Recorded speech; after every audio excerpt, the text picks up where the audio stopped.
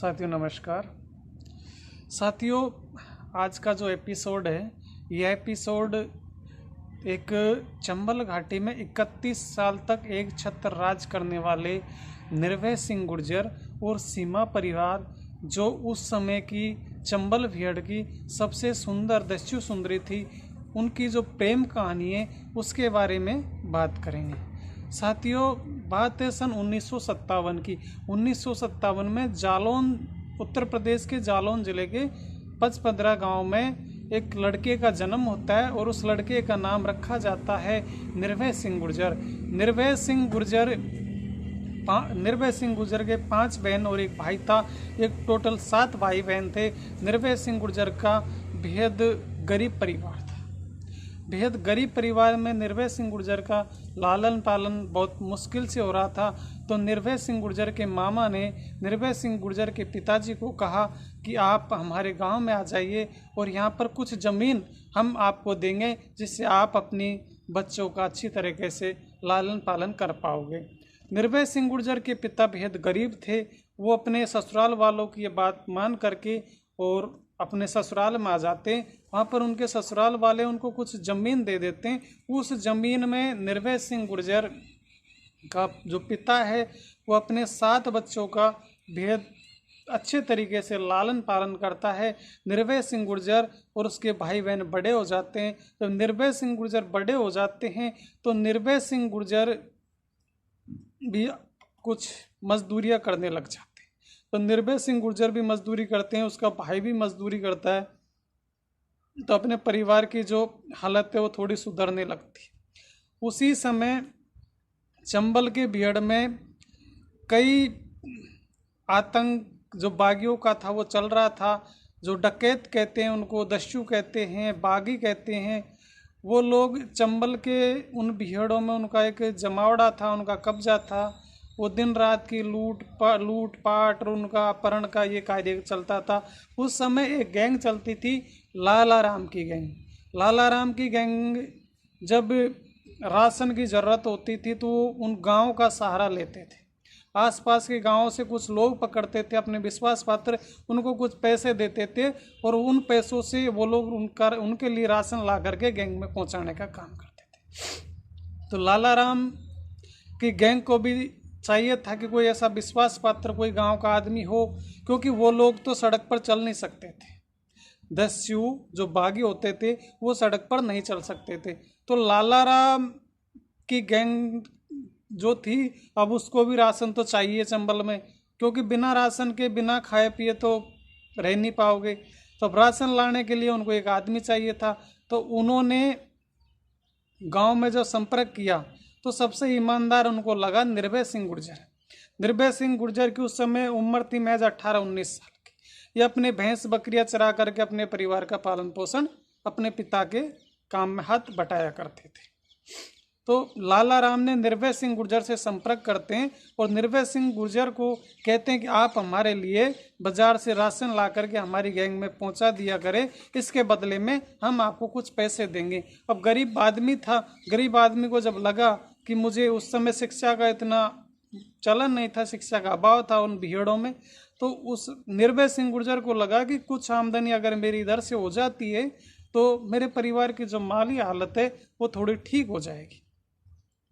निर्भय सिंह गुर्जर लाला राम की गैंग को राशन ला के देने का काम किया करता था। उसके बदले लाला राम उन्हें जो कुछ राशि देते थे, 100 रुपये, 50 रुपये, 500, 200, तो उससे निर्भय सिंह गुर्जर को एक लालच पैदा हो गया। अब लालच पैदा हुआ तो निर्भय सिंह गुर्जर का जो तार था वो लाला राम की गैंग से जुड़ जाता है। अब लाला राम की गैंग को बीड़ी, सिगरेट, शराब, जो भी चीज़ चाहिए थी वो निर्भय सिंह गुर्जर बाजार से मुहैया कराता था। धीरे धीरे जब निर्भय सिंह गुर्जर का लाला राम की गैंग में आना जाना हुआ तो लाला राम की गैंग में उस समय अपहरण करके लाई हुई एक लड़की थी, सीमा परिहार। सीमा परिहार की उस समय उम्र थी 17 वर्ष। जब निर्भय सिंह गुर्जर लाला राम की गैंग में जाया करते थे तो सीमा परिहार कहीं ना कहीं निर्भय सिंह गुर्जर से एक तरफा प्यार करने लगी थी। वो निर्भय सिंह गुर्जर को अपना दिल दे बैठी थी।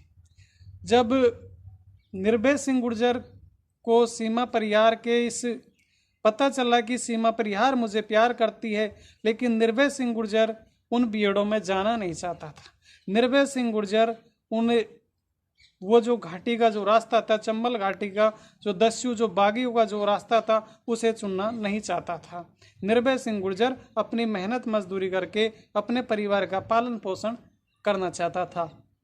लेकिन जब लाला राम को इस बात का पता चला कि हमारी गैंग में जो लड़की है सीमा परिहार, ये निर्भय सिंह गुर्जर से प्यार करती है, निर्भय सिंह गुर्जर से मोहब्बत करती है, तो लाला राम एक दिन निर्भय सिंह गुर्जर को बुलाते हैं और अपने पास में बैठा लेते हैं। निर्भय सिंह गुर्जर से कहते हैं कि अगर तुम सीमा परिहार से शादी कर लेते हो तो मैं तुम्हें मेरी गैंग में शामिल कर लूँगा और तुम बहुत बड़े आदमी बन जाओगे, इस गरीबी की दुनिया से बहुत दूर चले जाओगे। जब सीमा परिहार एक सुंदर लड़की थी, उस जमाने में चंबल घाटी की उस समय सबसे सुंदर दस्यु सुंदरी सीमा परिहार हुआ करती थी। जब निर्भय सिंह गुर्जर ने सोचा कि मुझे इतनी अच्छी बीवी मिल रही है और चंबल में इनके साथ में खाना पीना मौज मस्ती करना, तो वो उन सब चीज़ों को अपने माँ बाप को भुला देता है, अपने भाई बहनों को भुला देता है और लाला राम की बात को मान लेता है। अब लाला राम चंबल के भीड़ में निर्भय सिंह गुर्जर के साथ में सीमा परिहार की शादी करवा देते हैं और वहीं पंडित को बुलाकर वैदिक मंत्रोच्चार के साथ 7 फेरे करवाते हैं और सीमा परिहार के जो कन्यादान करते हैं हिंदू रीति रिवाज के अनुसार, वो लाला राम खुद बाप बन करके सीमा परिहार का कन्यादान करते हैं। निर्भय सिंह गुर्जर के ससुर बन जाते हैं लाला राम डकैत। जब निर्भय सिंह गुर्जर लाला राम की गैंग में शामिल हो गया और सीमा परिहार से शादी हो गई, तो वो शुरू से ही लाला राम का विश्वास पात्र था, क्योंकि वो राशन लाने का काम किया करता था। लाला राम आंख बंद करके निर्भय सिंह गुर्जर पर भरोसा किया करते थे।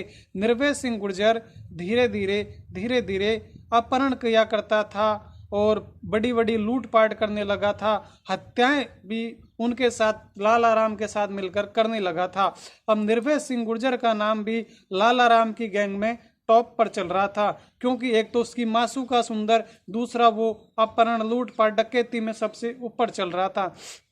और धीरे धीरे लाला राम की गैंग में एक शौक लगा था उसे शराब पीने का। शराब और शवाब का शौक निर्भय सिंह गुर्जर को लाला राम की गैंग में शामिल होते ही लग चुका था।